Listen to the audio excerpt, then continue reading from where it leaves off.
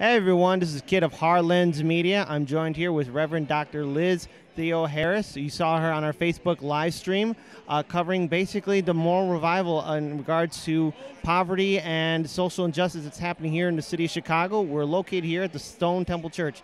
Reverend Doctor, thank you so much for joining Hardlensmedia. Thanks for having me. It's good to be here and be a part of this movement that's growing here in the city and the state. So essentially, for our viewers and subscribers, what is the real crisis that's happening here in the United States in regards to social injustice and poverty, and what do you hope to really accomplish with the beginning of this movement, especially here in Illinois and in Indiana? Yeah, so we are calling for a Poor People's Campaign, a national call for moral revival.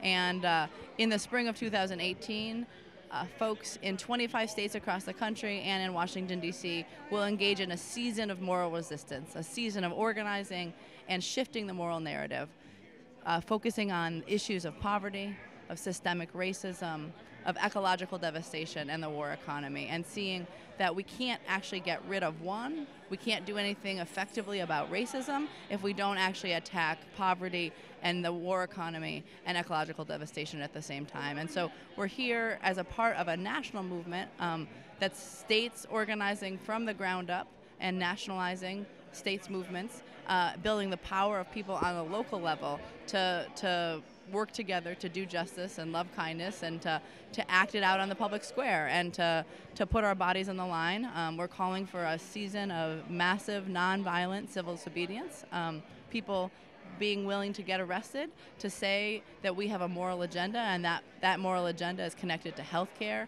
and housing and against gentrification and for living wages and against voter suppression and against the attacks on immigrants and all of the issues and evils that are plaguing our society. Now, it's quite clear that the 2018 and 2020 election cycles are going to play a significant role, and there's already opponents, especially in the establishment political parties such as Democrats and Republicans, that are bought out by Wall Street and massive corporations that want to basically have their policies enforced all at the same time ignoring the people. What kind of impact do you think this Poor People's Campaign will have in the 2018 and 2020 election cycles? So what we noticed in the 2016 election cycle, and this was also in the 2012, and so it wasn't just the Trump election, but what we noticed in 2016 was that there were 26 presidential debates, and not one of those presidential debates amongst the Democrats, amongst the Republicans, or between those two parties talked about the issues that are affecting and plaguing our nation. They didn't talk about living wages and poverty and voter suppression. This was the first election that we had fewer voting rights than 52 years ago. And that wasn't ever discussed in our. And so for the 2018 election, for the 2020 and beyond, because we're not about partisan politics. We're not about getting Democrats or Republicans elected. We're about changing the moral narrative and making sure that issues of healthcare and housing and the issues that affect and plague our communities are addressed and dealt with solutions from the bottom up. And so we think that by doing massive civil disobedience, we will have an impact on society where it will no longer be possible to ignore the cries of the poor, to ignore the voices of those that are being impacted by these evils. And instead, we will have to come together and build power so we can actually enact a moral agenda that puts priority on people first. All right, and a two-part question. This will be the final question.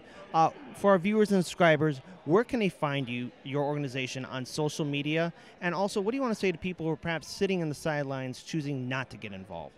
So the Poor People's Campaign, a national call for moral revival, we have a website. It's poorpeoplescampaign.org.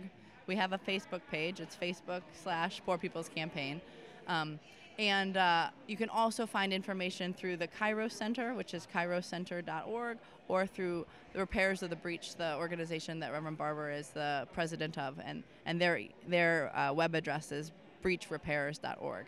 And so you can find in social media all kinds of information about the campaign. Folks can sign up and get in touch with the local folks that are organizing in other parts of the state, in other states around the country. And you know, what we have found is that people are actually very ready to do something together and do something big and do something that is prolonged and sustained and is about building a movement, not just having a moment. And so for anyone that is discouraged out there, for anyone that thinks that these issues don't affect them, there are others that are coming forward to say we need all to stand together because we otherwise will all fall together. That's a great note to end it on. Thank you so much for joining Hard Lens Media. And to all our viewers and subscribers, peace, and let's all do what we can to build a better future.